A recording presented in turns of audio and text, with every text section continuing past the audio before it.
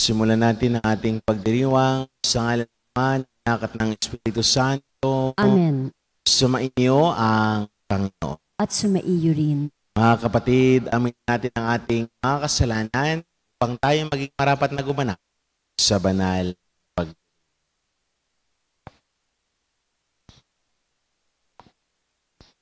Inaamin ko sa makapangyarihang Diyos At sa inyo mga kapatid, nalubha akong nagkasala sa isip, sa salita, sa gawa, at sa aking pagkukulang.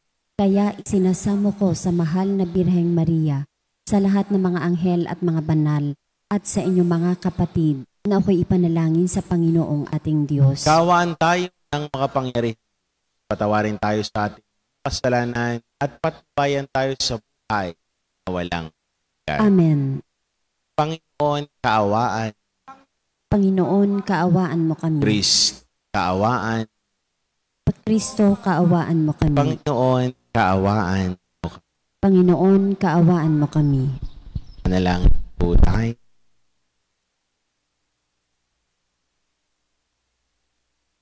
Ama naming makapangyarihan, pakundangan sa pagpapakumbaba ng anak mong masunurin. Ibinangon mo sa pagkadapa ang sangkatauhang masuwayin. Pagkaloob mo sa amin ang banal na kagalakan upang kaming sinagip mo sa kaalipinan ay magkamit ng iyong ligayang walang katapusan. Sa pamamagitan ni Jesucristo kasama ng Espiritu Santo, magpasawalang. Amen. Pagbasa mula sa aklat ng Henesis. Noong mga araw na iyon, lumakad si Israel, dala ang kanyang ari-arian.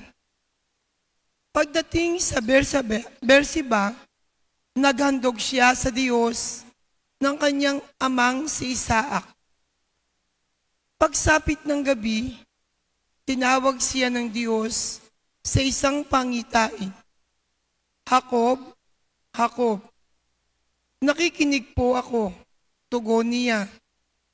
Ako ang Diyos ng iyong ama, wika sa kanya. At huwag kang matakot na pumunta sa Ehipto. Doon, ang lahi mo'y magiging isang malaking bansa. Sasamahan ko kayo roon at ibabalik na muli rito. Nasa piling mo si Jose pag ikaw ay namatay. Mula sa Berseba, naglakbay si Jacob.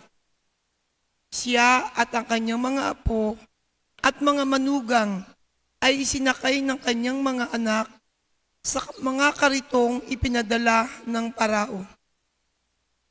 Dinala rin nila sa Ehipto ang mga hayop at ari-arian nila sa Kanaan. Kasama nga niya ang kanyang mga anak, mga manugang at mga apo. At si Juda ay sinugo ni Israel kay Jose upang siya'y salubungin. Dali-daling ipinahanda ni Jose ang sasakyan niya at sinalubong ang kanyang ama sa Gosen. Nang sila'y magkita, agad niyang niyakap ang kanyang ama at napaiyak siya sa tuwa. Sinabi naman ni Israel, ngayoy, handa na akong mamatay pagkat nakita na kitang buhay. Ang salita ng Diyos. Salamat sa Diyos. Salmong tugunan, nasa Diyos ang kaligtasan ng mga matuwid at banal. Nasa Diyos ang kaligtasan ng mga matuwid at banal. Umasa ka sa Diyos ang mabuti gawin at mananahang kang ligtas sa lupain. Sa Diyos mo hanapin ang kaligayahan at ang pangarap mo'y iyong makakamtan. Nasa Diyos ang kaligtasan ng mga matuwid at banal. Iingatan ng Diyos yaong masunurin. Ang lupang minanay di nababawiin. Kahit na sumapit ang paghihikahos, di mararanasan ang magdahok. Nasa Diyos ang kaligtasan ng mga matuwid at banal. Ang mabuti gawin, masamay itakwil, at mananahan kang lagi sa lupain. Pagkat yaong bayang wasto ang gawain, ay mahal ng poon, hindi itatakwil.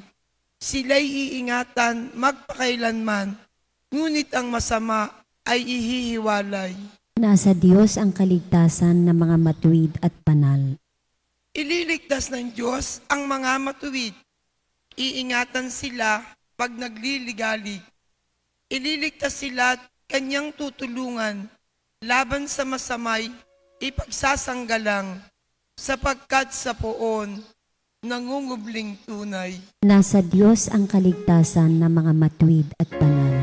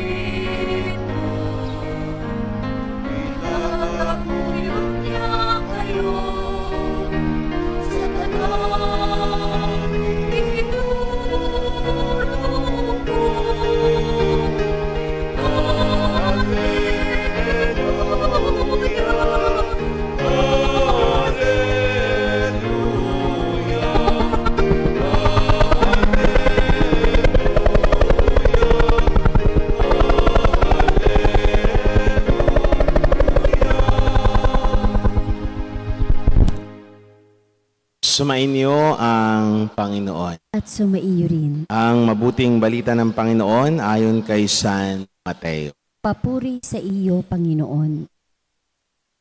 Noong panahong iyon, sinabi ni Jesus sa kanyang mga apostol, "Ngayon, sinusugo ko kayo na parang mga tupa sa gitna ng mga asong gubat. Magiging matalino kayo gaya ng mga ahas at matapat gaya ng mga kalapati. Mag-ingat kayo sapagkat may mga taong magkakanulo sa inyo sa hukuman at hahagupin nila kayo sa mga sinagoga. Dahil sa akin, ihaharap kayo sa mga gobernador at mga hari at magpapatotoo kayo sa harapan nila at ng mga hintil. Kapag nililitis na kayo, huwag kayong mabalisa tungkol sa sasabihin ninyo o kung paano ninyo sasabihin. Pagdating ng oras, ito'y ipagkakaloob sa inyo, sapagkat hindi kayo ang magsasalita, kundi ang Espiritu ng inyong Ama ang magsasalita sa pamamagitan ninyo. Ipagkakanulo ng kapatid ang kanyang kapatid upang ipapatay. Gayon din ang gagawin ng ama sa kanyang anak. Lalaban ng mga anak ang kanilang mga magulang at ipapapatay. Kapuputan kayo ng lahat dahil sa akin, ngunit ang manatiling tapat hanggang wakas ang siyang maliligtas. Kapag inuusig nila kayo sa isang bayan, tumakas kayo sa kasunod. Sinasabi ko sa inyo, hindi pa ninyo napupuntahan ang lahat ng bayan ng Israel, ay darating na ang anak ng tao. Ang mabuting balita ng Pinupuri ka namin, Panginoong Hesukristo. Magandang umaga po sa inyong lahat. At sa mga patuloy na nakikinig sa atin sa ating Facebook Live, magandang umaga. Mga kapatid, sa atin pong mabuting balita, tampok po ang tinatawag natin missionary mandate na inihabilin ni Jesus sa kanyang mga apostol. Bago niya suguin ang kanyang mga apostol, inihabilin niya muna ang mga katagang ito. Ngayon, sinusugo ko kayo na parang mga tupa sa gitna ng mga asong. Hinabilinan ni Jesus ang kanyang mga apostol sapagkat alam na alam ni Jesus kung ano ang tatahakin ng mga apostol na ito. Alam na alam ni Jesus kung gaano kahirap ang kanilang paglalakbay. Alam na alam ni Jesus kung sino ang haharapin ng mga apostol. Mga kapatid, ang habilin ni Jesus na ito, magpasa hanggang ngayon, ay naroon pa rin. Magpasa hanggang ngayon, ay patuloy pa rin nating hinaharap. Tayo, bilang mananampalataya, marami sa atin ang tinutuligsa. Marami sa atin ang nukutya. Marami sa atin ang pinagsasabihan ng kung ano-ano. Bakit? Dahil sa larangan ng pananampalataya. At sinabi pa ni Jesus, maging matalino kayo, gaya ng mga ahas, at matapat, gaya ng kalapat. Sapagkat kinakailangan, meron tayong alam. Kinakailangan, marunong tayo sa buhay pananampalataya natin. Bakit? Sapagkat kapag wala tayong alam, wala tayong masasabi. Kapag wala tayong alam, wala tayong maisasagot. Kapag wala tayong alam, hindi natin maipaglalaban ang ating pananampalataya. Ganun po ang habilin ni Jesus. Bakit? Gustong ipakita ni Jesus na siya bilang anak ng Diyos, ipinaglalaban niya ang buhay nating lahat. Ipinaglalaban niya at pinanindigan niya kung ano ang tama sa buhay pananampalataya. Ganun din ho sa buhay ho namin bilang mga pari. Kahit saan man ho kami ma-assign, hindi ho pwedeng tumanggi. Bakit? Ito ang buhay na ibinigay para sa amin. Ito ang buhay na ipinagkaloob sa amin. Kinakailangan ipahayag ang mabuting balita sa mga tao. Kailangan merong alam para ipahayag sa mga tao kung ano nga ba ang tama sa buhay pananampalataya.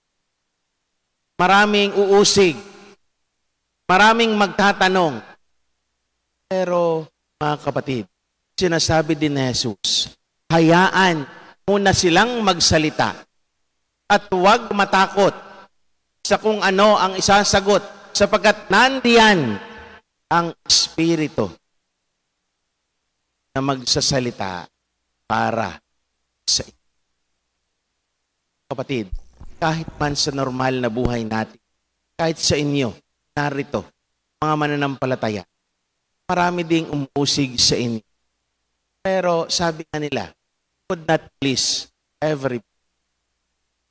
Ang kinakailangan, sinasabi ni Jesus sa bandang huli ng ating mabuting balita, maging matapat tayo sa Kanya sapagkat ang mga matatapat ang siyang malinis. Kung ano ang alam nating tama, gawin natin. Kung ano ang alam nating tama, ipaglaban natin. Sapagkat yan ang dapat nating ginagawa. Ito ang aking kinagisnan. Ito ang aking sinimulan. Dapat kong ipaglaban. Ako'y Katoliko. Dapat kong ipaglaban hanggang dulo. Dahil ito'y aking sinimulan. Ako'y naglilingkod sa simbahan. Ito dapat ang aking ginagawa.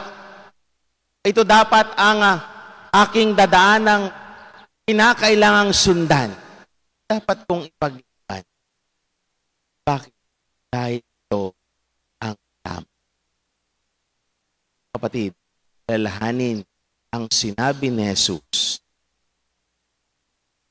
Kung sino ang magiging tapat hanggang sa wakas ang siyang malinis. Mga kapatid, ang habiling ito ni Jesus sa kanyang mga apostol ay habilin din para sa ating habilin na sa bandang huli kung sino ang nagiging matapat sa kanya. Sila lamang ang siyang makakapasok sa kanyang kaharian. Mga kapatid, harinawa ang paalala ng Jesus na ito, panghawakan din nang sa ganon, sa araw-araw nating buhay, tayo rin ay magiging tapat sa Kanya. Tayo rin ay magiging masunurin sa Kanya. At tayo rin ay tumahak sa landas na Kanyang tinahak. Nang sa ganon, sa bandang huli, tayo din ay isang magandang umaga sa inyo. May tiwala sa paggabay at proteksyon ng Diyos. Halina at lumapit tayo sa Kanya na siyang laging handa sa pagkalingang hindi magmamali. Panginoon, dinggin mo ang aming panalangin. Panginoon, dinggin mo ang aming panalangin.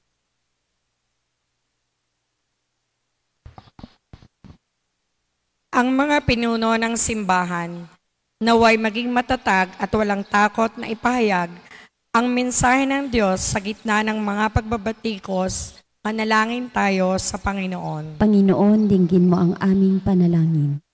Ang mga bansa at ang sangkatauhan, naway mapalaya sa makasalanang sistema ng opresyon at terorismo.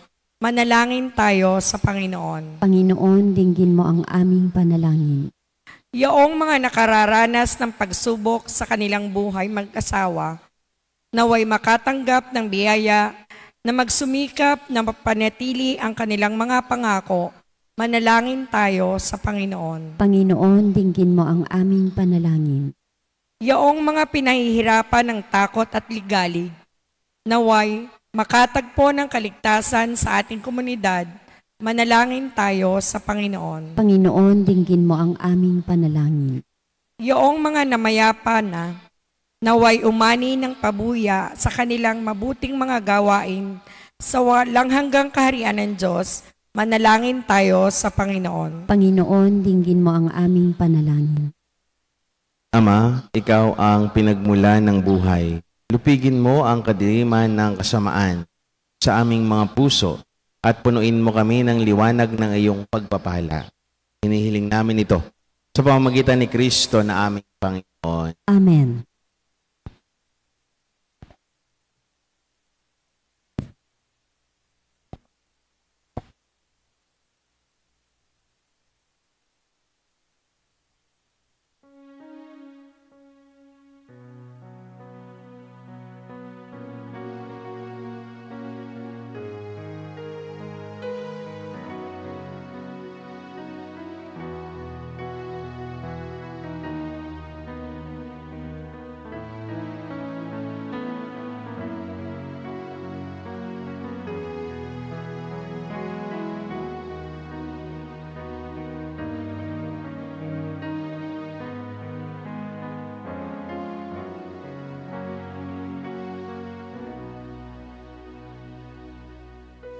Manalangin kayo mga kapatid upang paghahain natin ang kalugdan ng Diyos amang makapangyarihan. Tanggapin nawa ng Panginoon itong paghahain sa iyong mga kamay, sa kapurihan at karangalan, sa ating kapakinabangan at sa buong sambayanan niyang banal. Ama naming lumikha, ang paghahain namin sa iyong ngalan ay sinawang sa amin dumalisay upang ito ay maging pagganap araw-araw ng aming paglipat sa buhay sa kaligtasan. Sa pamamagitan ni Jesucristo kasama ng Espiritu Santo, magpasawalang hanggan. Amen. Sumainyo ang Panginoon. At sumaiyo rin. Itaas sa Diyos ang inyong puso at diwa. Itinaas na namin sa Panginoon. Pasalamatan natin ang Panginoon na ating Diyos. Marapat na siya ay pasalamatan. Ama naming makapangyarihan, tunay nga marapat na ikaw ay aming pasalamatan. Sa pamamagitan ni Jesucristo na aming Panginoon, utang na loob ang nagbunsod upang gunitain ang kamatayan niya para kami buhayin. Pagtitiwala ang sanhi ng ligayang di malilimot sa pagkabuhay niyang sa amin kaloob. Pag-asa ang dahilan ng pagiging handa para sa pagbabalik niyang totoong dakila. Kaya kaisa ng mga anghel na nagsisiawit ng papuri sa iyo nang walang humpay sa kalangitan, kami nagbubunyi sa iyong kadakilaan. Santo, Santo, Santo, Panginoong Diyos ng mga hukbo, napupuno ang langit at lupa ng kadakilaan mo. Hosana sa kaitaasan. Pinagpala ang naparirito sa ngalan ng Panginoon. Hosana sa kaitaasan. Ama naming banal, ikaw ang bukal ng tanang kabanalan. Kaya't sa pamamagitan ng iyong Espiritu, gawin mong banal ang mga kaloob na ito upang para sa amin maging katawan at dugo ng aming Panginoong Jesucristo. Bago niya pinagtiis ang kusang loob na maging handog, hinawakan niya ang tinapay, pinasalamatan kaniya, pinaghati-hati niya iyon, iniabot sa kanyang mga alagad at sinabi, tanggapin ninyong lahat ito at kanin. Ito ang aking katawan na ihahandog para sa inyo.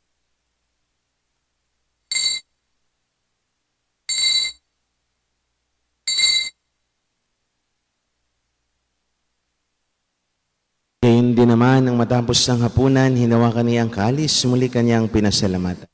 Iabot niya ang kalis sa kanyang mga alagad at sinabi, tanggapin ninyong lahat ito at inumin. Ito ang kalis ng aking dugo, ng bago at walang hanggang tipan. Ang aking dugo na ibubuhos para sa inyo at para sa lahat, sa kapagpatawad ng mga kasalanan. Gawin niyo ito sa pag-alaala sa akin.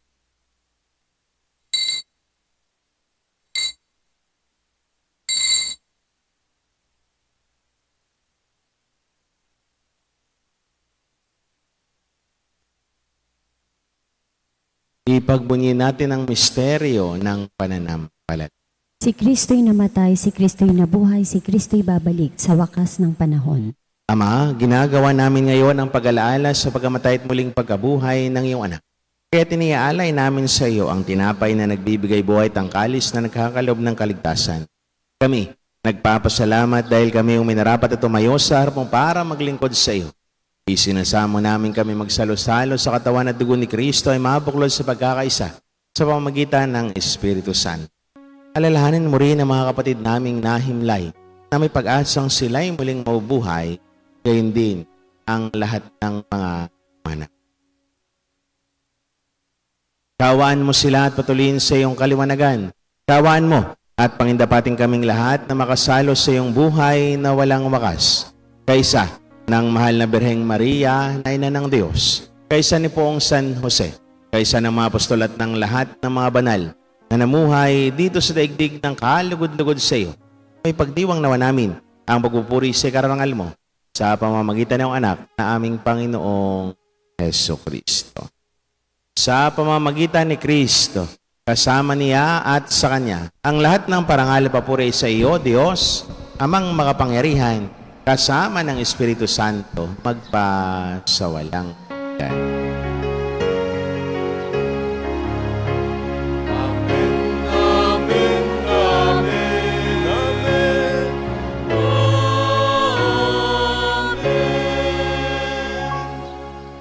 Nang may kababaan ng loob, sama-sama natin itaas ang ating mga kahilingan sa panalangin itinuro sa atin ng Panginoon.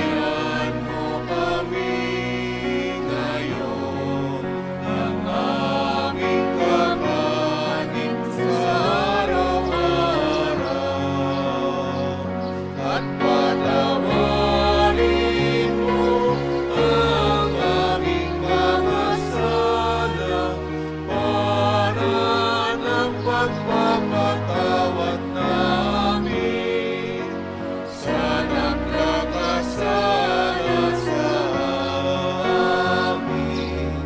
At huwag mo kaming ipahintulot sa tukso at yadya mo kami sa lahat ng masama.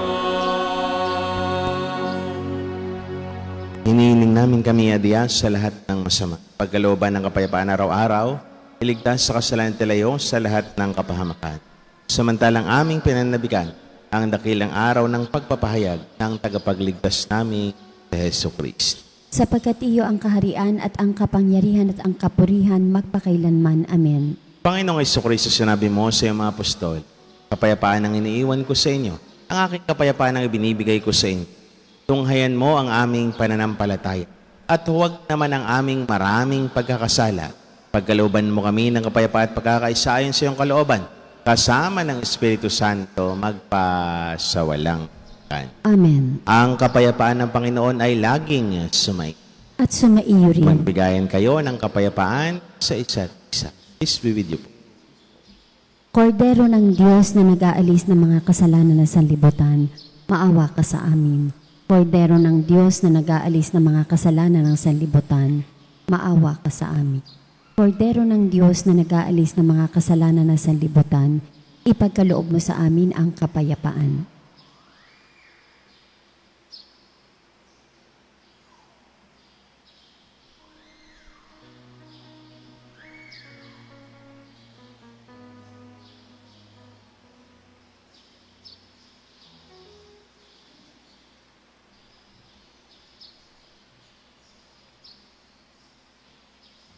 Mga kapatid, ito ang kordero ng Diyos. Ito ang nag-aalis ng mga kasalanan sa sanlibutan. Mapapala tayong nanyahan sa kanyang banal na piging. Panginoon, hindi ako karapat-dapat na magpatuloy sa iyo, ngunit sa isang salita mo lamang ay gagawin na.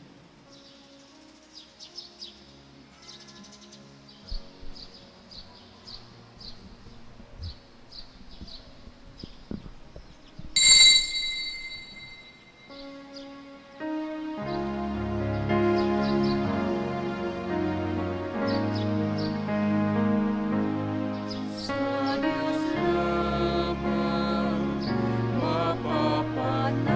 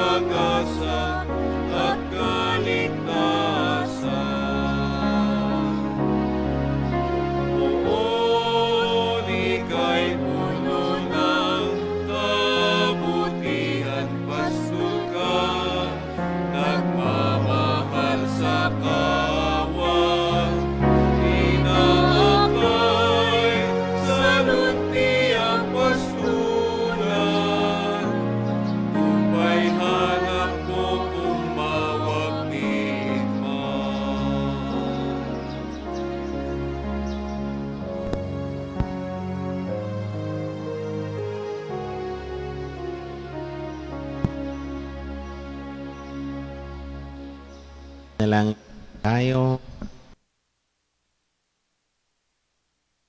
Ama naming mapagmahal, kaming iyong pinapakinabang ay loobin mong laging lumingon sa aming pinanggalingan na tinanggap namin ngayon para pagsaluhan. Sa pamamagitan ng Jesucristo kasama ng Espiritu Santo, magpa-sawalang. Amen. Sumainyo ang Panginoon. At sumaiyo rin. At pagpalain kayo ng mawain, mapagmahal at makapangyarihang Diyos sa ngalan ng Ama, ng Anak at ng Espiritu Santo. Amen. Ang banal na misa ay naialay na. Mayroong taglayang kapayapaan at pag-ibig ng Diyos. Salamat sa Diyos.